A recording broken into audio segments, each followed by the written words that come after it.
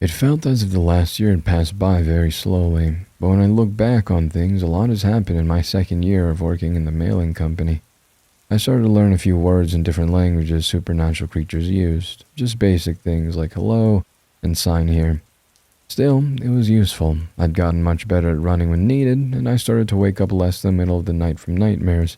Sonny's been trying to get me into therapy. I agreed with him that I did need it, but I hadn't found a therapist I vibed with. That might take a while. There weren't too many that dealt with humans that knew about supernatural creatures. Not too many things changed about the company I worked for. They hired a few more weaker creatures for the sorting room to free up stronger workers to go on the field. I wondered why I hadn't been stuck inside the sorting room when I first started, and realized it was probably because Sterling wanted to kill me. A few months ago, Gary went on a vacation and hadn't come back yet. I was starting to get worried, but everyone assured me this was just how Gary was. Our bundle of sentient mushrooms would return at some point. I'd settled into a routine when a somewhat odd delivery request came through. An office wanted me to go in alone, but requested there was no record of such a delivery. The box I carried felt so light as if it was empty. The magic door dropped me off inside an empty lobby, so I walked up 10 flights of stairs. By the time I reached the top, I was only slightly exhausted. I found the office number and knocked on the door. A muffled voice told me to come inside. Carefully, I opened the door to peek inside. The room appeared much larger than the distance between the two doors beside it would suggest. The back wall was taken up with massive shelves filled with binders. A desk sat in the middle of the room, also covered with binders and papers. The piles appeared to be a foot tall.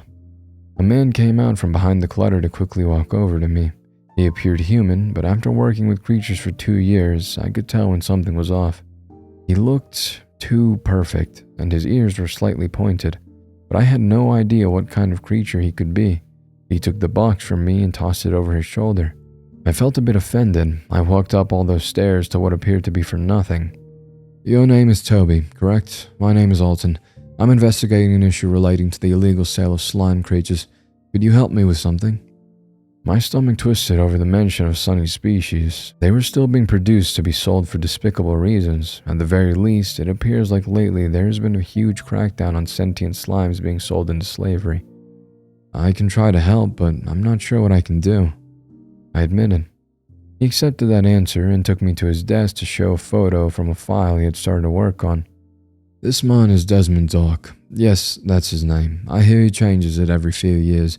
His father passed away, leaving him a fortune. Desmond has cycles of being obsessed with certain things. Right now, it's slime creatures. He's caught wind of Sonny and had snooped around the mailing company looking for information, but they chased him off. I'm convinced Sonny is safe, so don't worry about that," Alton said as he flipped through the papers. That was a relief. I may almost die every week, but my job had awesome benefits like free medical and protection against crazy creatures who may try to follow you home. Even if Sonny was safe, I didn't like the idea of this man collecting what I saw to be people. It felt all sorts of wrong. "If it makes you feel any better, he sees them as pretty rocks instead of anything else. He doesn't touch them, thinking it brings down their value. But he's been buying from downright awful sources. Slime creatures can be made in a few different ways. An underground company was caught making and selling children-shaped slimes. That is strictly forbidden for obvious reasons. All slime should be created with the body of an adult." I felt my stomach twist even more. I'll admit, I didn't ask Sonny much about his species since we've been together. Whenever I tried, he appeared uncomfortable. I now understood why. No matter how hard people have been trying to shut down operations that abuse slime creatures, that part of their species will always be a part of their history. However, I had no idea just how terrible the abuse may be. "The sellers caught on and fled before we could arrest all of them. We've tracked down all but 3 of the slime children sold, and 6 of the operators. I'm positive Desmond kept records of the sales that could help us. I hope he had been the one to buy the slimes, but until I get inside his place, I won't know for certain." I crossed my arms, taking this all in. So far, I didn't understand why Alton needed my help. He appeared to have all this handled on his own. "What can I do for you?" I asked, praying he didn't somehow want Sonny to get involved. "Desmond is going to order some mail. I believe it'll be just to get you alone to ask you about Sonny. I've already spoken with the mailing company to be able to plant a certain spell that will help me get a hold of his records. Honestly, all you need to do is your job, like normal." Alton admitted, flashing a smile that I bet won over a lot of people. He appeared to be a nice person, but also worn out. I wanted to trust him. His story should be easy enough to confirm if he was working with the mailing company. That's easy enough. Why even bother telling me all this? I wondered out loud. This sounds like a simple job, but the simple ones tend not to go my way. I wanted you to be aware of what was going on just in case. No sense leaving you in the dark when this somewhat concerns the person you're dating. That was true. I didn't know if I should tell Sonny all of this. I knew it would upset him. Maybe afterward, after the ones who had been committing such disgusting crimes had been caught. I agreed to the very simple job, and we shook on it. I asked if he could make a door that led back to the sorting room, but he refused.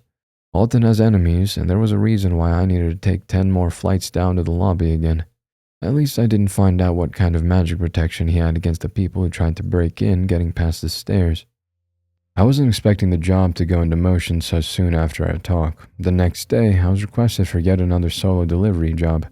Max pouted for a few minutes. I slipped him a peanut butter treat Sonny made to cheer him up. I was glad we were getting this done and over with. We made plans to hang out at Joe's farm the next day. Somehow a simple get-together for lunch turned into a massive party. I think a lot of people wanted an excuse to take the day off work.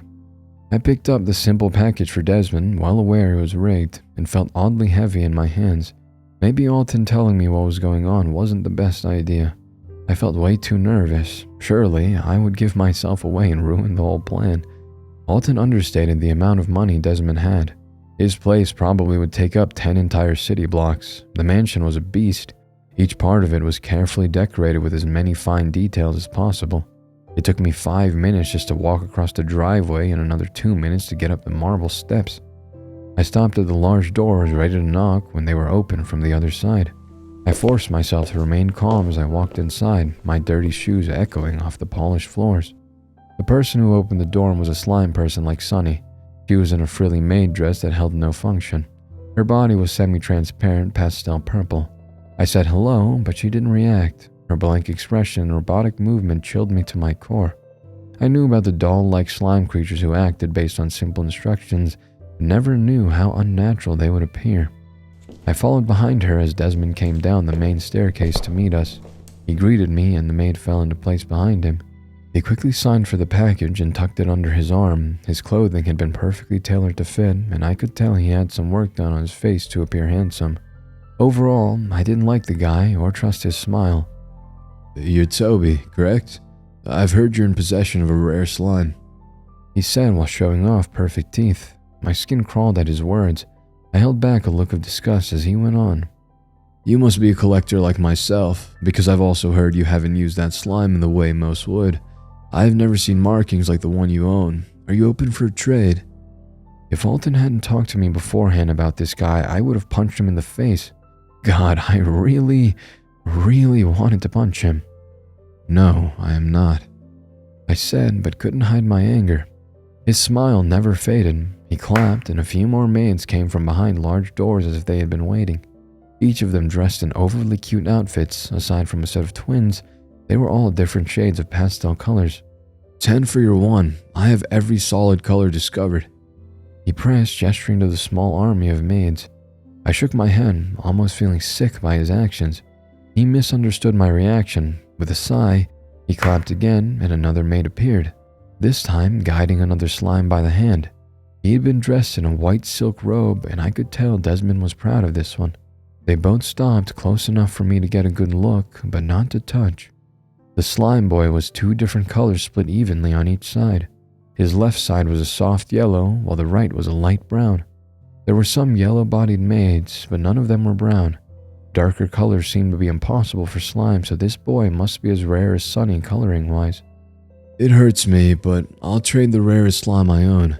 Since I did not purchase him as a child, I cannot vouch for his purity.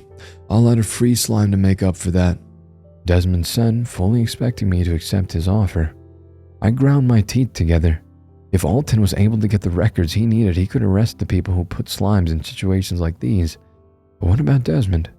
Would he be arrested for buying illegal slimes? And what would happen to all of them afterward? "Sonny is a person.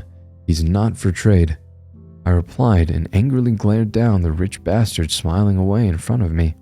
He remained unfazed. "Is that so? Well, I'll be here if you change your mind." Like hell that was happening. I stormed out, regretting I couldn't do more for the slimes I left behind. They all deserve better than this. No matter what, I would make sure Desmond would part with his collection one way or another. I passed along the message to Alton that the job was done. Max sensed I was upset and suggested we cut the workday short. He mostly wanted to have an early dinner and come over for some food Sonny made. I swear if this kept up, Max would need to run a lot more to lose a few pounds. The next day, we headed to Joe's around lunchtime. Sonny brought a lot of food he had prepared the night before. I got to work helping set up the party. Soon, I'd let myself forget about how angry I'd felt and focus on my friends and family that slowly started to arrive. All year, Max had tried to get me to kick a human-faced sheep. I didn't like them in the slightest, but I couldn't bring myself to kick one. The most I would do was pass one back and forth to Max. The sheep loved it. "Hey, what's this party even for?" I asked him as I tossed a sheep his way. He fumbled, and the creature bounced off his face and landed on its feet and slowly walked away as Max avoided the question as he tried to find a new victim to toss. That was suspicious. If he didn't want me to know, that meant the reason was related to me. It wasn't my birthday or close to my second anniversary of being at the mailing company, so what was the reason? My train of thought was derailed as loud pops came from behind Joe's cabin. Fireworks shot off in the sky, causing Max to get down on all fours as if a monster had attacked him. I took a few minutes to calm him down. In the distance, I heard Rufus lightly scolding Belizas for getting too close to the fireworks. But really, why fireworks? What was going on today? Some sort of supernatural holiday I wasn't aware of? As more people arrived, the scene became pretty hectic. Everyone I knew from the mailing room showed up, along with some of the catgirl secretaries. Max's sisters slowly started to file in, and I lost track at around 30. I started to feel underdressed. Everyone was wearing something fancy aside from Belizas and myself. Even Max wore a button-down shirt he'd been tugging at the collar of. No matter how many times I tried asking someone why we were all getting together like this, someone else overheard and swept me away. Something was up. I even resorted to asking Hubert, but she ignored me and chewed away on a plate of crackers someone gave her. Finally, Max came around to bring me to the back of the cabin overlooking the mountains beyond. He said he wanted me in a certain spot, but didn't explain why. It felt weird being outside the crowd as they watched, almost expecting something. As a few minutes passed by, they all started to get a bit nervous. It was then I realized I hadn't seen Sonny since we arrived. My brain was on the verge of figuring something out when a loud explosion came from the front of the cabin. A crowd of supernatural creatures suddenly shifted from an easygoing party mode to ready to fight. I ran behind them to the front of the cabin, still confused as hell. At least I wasn't the only one who didn't know what was going on. For some reason, Joe's front door had been blown wide open. Sparks of pure magic came from the entrance, keeping everyone away. I saw someone slightly smoking on the ground and I rushed over to him. "Alton, what happened?" When everyone realized he wasn't a threat, they got to work helping him get back to his feet. He shook off the damage, but still appeared injured from whatever just happened. "I'm sorry. I couldn't stop them. Desmond hired someone to kidnap Sonny," he said, and my entire body turned cold. Suddenly, I felt the air grow so heavy, it almost forced me to the ground. The sheer amount of anger and magic coming from the group behind me would have been enough to knock a weaker person off their feet. Even Alton appeared shocked by the sudden shift. I don't think he ever expected that I was friends with so many powerful creatures. "I make do," Kativa said and turned on her perfect heels. I guess she knew who Desmond was. Within seconds, she created a doorway connected to the front of his mansion. I shouted at everyone to make them stop before they swarmed the place. "He owns a lot of slimes that may get caught in a crossfire if you all go in swinging. Some of you are just too powerful," I explained. A lot of them nodded their heads, agreeing with me. "You two first. Max, go with them," Rufus said, stepping aside so I could go inside the doorway. I didn't know what kind of power Alton had, but I felt a bit better with him coming along with me and Max. At least, that had been the plan. The moment we both walked through the door, it shut off. The entrance became a normal door again, and I bet it pissed off Kativa. I did not want to be on Joe's farm right then. Missing Max wasn't ideal, but any thoughts flew out of my head when I looked across the large lobby to see Sonny collapse on a red and very uncomfortable couch. At least we got here quickly. I doubted Desmond had enough time to do anything but put Sonny to sleep. But oddly enough, his long hair was braided and had flowers in it. He was also wearing his favorite dress he often didn't put on because he claimed it was too nice to wear that often. He hadn't been dressed like that when I saw him last, but it was his clothing. I don't recall inviting you two into my home, Desmond said from the top of the first landing on the stairs. I started towards him, only to have a burst of magic crash in front of my feet, making a dent in the stone floor. If that hit me, I would be done for. I was too furious to care. I'll be bringing Sonny home now, I said, sounding oddly calm. When he wakes up, I'll bet he'll say he doesn't want to go home. After all, what can you offer him I can't? Acid tore at my throat. This bastard had hit Sonny with a spell that would make him say anything Desmond wanted. Such a thing was literally Sonny's worst nightmare. He'd heard horror stories of slimes not being in control of their bodies and being forced to do whatever their owner told him. I was not going to let that happen to him. I took another step and didn't flinch when another warning burst of magic came down. The doors around us opened as the small army of slime maids came out. Alton came up behind me, hands raised as if he was ready to hit someone. I'll take care of them. You get Sonny and get out of here. I'll do my best not to hurt them, he told me. He then darted off and easily dodged an attack from one of the maids. His hand landed directly under her stomach with a burst of magic that put her to sleep. I doubted he had enough magic to take down all the slimes here. His plan was to hold them off for as long as possible and hope Kativa would break Desmond's defenses to create a way out. It was a good plan. I should have listened to him. But I needed to do something. I had to hit Desmond. I wasn't leaving until I did. The bastard watched as Alton struggled not to hurt the ones attacking him. I was human and not a threat to him. I kept walking towards him, determined in my goal. Get out of my sight, the both of you, Desmond said as he waved his hand in our direction. Alton was suddenly swarmed. He fought through a crowd of maids to get free. Another blast of magic came from Desmond, this time not a warning. It hit me square in my chest, causing all my muscles to tense up. It hurt like utter hell, but I recovered in a few seconds. This shocked him. I wasn't wearing my uniform. That blast should have knocked me out, but it didn't. I started to run as more blasts came my way. I didn't know if I was getting used to the pain or if Desmond wasn't as strong as I thought. As I raced up the stairs towards him, a frightened expression came over his face. He backed up, hands shaking. He then started to collect a great deal of power to throw in my direction. Supernatural creatures can use magic without spells. Without written words to guide it, magic became inefficient.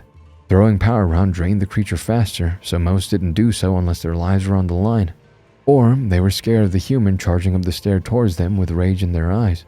Desmond threw a heavy ball of sparkling black light towards me. It ripped apart the ground it sailed across, and I faintly heard Alton yell my name. I had been within arm's reach to Desmond when he released the blast. Just before it hit, I raised my left arm trying to punch him through the magic he sent my way. For a moment, my vision became black.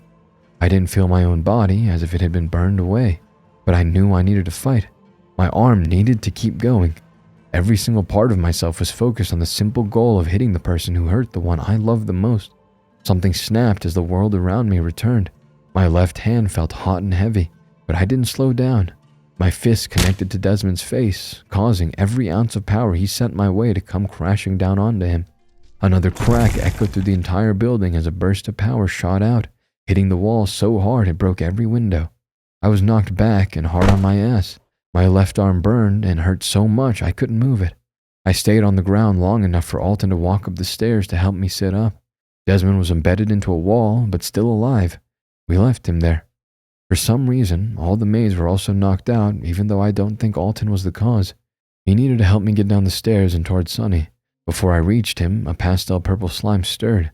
She sat up, appearing dazed and confused. I stopped, walking to see an expression on her face that hadn't been there before. She made eye contact with me and let out a sudden startled shout. I can move. Soon, the rest of the slime stirred. Each one of them was confused they were able to freely control themselves. All had different reactions. Some of them huddled together to tell the other slimes all the things they had wanted to say. The purple pastel slime started to tear off her maid outfit, but was thankfully stopped by the pink twins. Others just started to cry and comfort each other. These slimes had been sentient the entire time. Desmond put a spell on them, causing them to be trapped in their own bodies. I should have punched him harder. Toby. Sonny had woken up, and the first thing he did was run over and crush me into a tight hug. My body hurt, but it was worth it. Are you alright? Did he do anything to you? I asked as I ran my good hand over his face, checking to see if anything was wrong. Sonny shook his head and then forcefully grabbed my face for a kiss. I think that was the first time he was so bold in front of other people. Marry me, you dumbass, he said. voice shaking and his body starting to wobble in the way he always did when he got stressed. Everyone in the room grew silent, waiting for my answer. Now the party made sense. I should have said yes right away. I was too shocked to say anything for a solid 10 minutes. Just as I started to form my answer, a blast of heat came from my arm. I flinched in pain, and to my horror, watched the entire thing turn into a black sludge. Then, the world turned dark as I collapsed on the spot. I was told I was asleep for a full week after what happened. The magic Desmond tossed my way should have killed me. Somehow, I took it all into my fake arm and turned it against him. Dr. Philo had a theory I also used that power to break the spell that was on all the slimes, but he couldn't prove it. The magic was too much for the arm to deal with, and it broke apart. The issue was it also damaged my shoulder in a way that made attaching a new one harder until it healed. I was on bed rest for 3 weeks. Every time I felt a little better, a wave of exhaustion came, forcing me to rest more. Sonny didn't mind taking care of me, but he reminded me every day how stupid I acted. After a month, I received a new arm, but it was very basic. Another 3 months at most would be needed before I could fully use it. At least by then we could get everyone together again to redo the interrupted proposal. Sonny said we didn't have to, but I wanted him to have a nice day after such a stressful event. Alton invited me back to his office after I got my new arm to go over the aftermath. This time he connected a door directly to his to save us some steps. Sonny came along, mostly because he was still worried I might hurt myself if I left his sight. He brought along some snacks as a thank you to Alton for all the help. "Let's talk in the green room," he told us, and we followed him to a door on the other side of the office. Inside was a massive glass dome filled with all sorts of plants. He and Rufus may get along well since they have the same hobby. With the plants, I saw someone sitting by one of the large windows watching the birds fly around outside. "I took him in. I named him Sunday," Alton explained. Sonny hurried over, ready to make a new friend. We all sat by the windows. The slime boy with the split colors stared blankly outside as if he didn't see us. "I wish I had better news for you. Desmond was charged with kidnapping, and he'll do some community service for the corporation. We were able to get the files, but there are still 3 of those slime sellers out there. Desmond has been banned from owning slimes, and the ones he had have been slowly funding jobs. I believe Dr. Philo is training a few to be nurses, and a couple have been hired at your company." Alton told us as he helped Sonny set out the snacks we brought along. Sure, Desmond was still alive and not rotting in a cell, but this was the best news we could hope for. I looked over and noticed Sonny's lips trembling as if he was about to cry. "Hey," I said and took his hand, unsure of what else to do. They arrested him for kidnapping and not theft. They saw me as a person," Sonny said softly. I had no idea this sort of thing still bothered him so much. Even after getting so many friends who loved him in his life, in the back of his mind he still wondered if he was seen as an object to some people. "If anyone looks at you as an object, I'll punch them," I told him. I wanted to hold Sonny, but he pushed me away, still angry I'd hurt myself defending his honor. He directed his attention to Sunday, speaking to the boy, asking him what he wanted to eat with no response. "He's the only one who hasn't woken up yet," Alton admitted. There was a chance Sunday was never there to start with. Sonny refused to even consider that. He took a sliced strawberry, holding it in front of Sunday's mouth until the boy opened it to eat. "He's here. He'll show us when he's ready," Sonny assured us. Alton looked as if a weight had been lifted off his shoulders. He had been concerned over the boy he'd taken in. I knew that no matter what, he would take care of Sunday until he could show the world the kind of person he was. We stayed until I started to get tired. I hated how easily I got worn out now.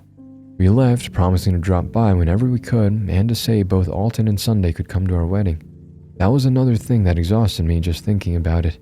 Yes, I was excited, but trying to deal with Kativa trying to take over planning everything. We didn't want a big party, but with the number of people, we knew it was unavoidable. I don't know how long it'll take me to recover enough to get back to work. I may be married by that time. There was even a chance I'd never be able to work in the field again. Working in the sorting room or dying a gruesome death at the hands of some monster was fine by me. It was all worth it for the friends and family I found by dealing with all sorts of supernatural creatures.